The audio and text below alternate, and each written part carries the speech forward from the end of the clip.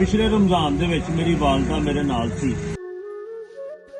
और 20 रमजान नूं अपने मालिक हकीकी दे नाल जा मिले। और इस साल मैं अपनी वालदा तो बगैर रमजान दे रोजे रखांगा। मेरी दुआ है कि अल्लाह ताला जिस दे भी माँ बाप दुनिया ते जिंदा ने उन्होंने तंदुरुस्ती वाली लंबी जिंदगी अता करे और उन्होंने तुहाडे सिर ते सलामत रखे। आमीन। और जिन्हां दे माँ बाप इस दुनिया तो चले गए ने अल्लाह ताला उन्होंने जन्नतुल फिरदौस विच आला मकाम अता फरमाए। आमीन। क्योंकि माँ बाप तो बगैर इंसान अधूरा है। आमीन। और दुख हुंदा मैनूं उन्हां लोकां ते कि जिहड़े माँ बाप दी कदर नहीं करदे, बेशक जिहड़े बुढ़े बाप नूं सिर्फ ये कह के ठुकरा छड्डदे ने कि अब्बा तू चुप करके बह जा, तेनू काहदा पता है।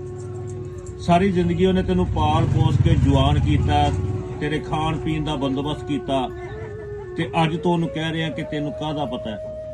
पर झल्लिओ ਜਦੋਂ ਤੁਹਾਡੀ ਆਪਣੀ औलाद होएगी ना ਤੇ फिर ਤੁਹਾਨੂੰ पता लगेगा कि बाप की हुंदा है बेशक और बाप की इज्जत की हुंदी है। ये अनमोल तोहफे बार बार नहीं मिलते।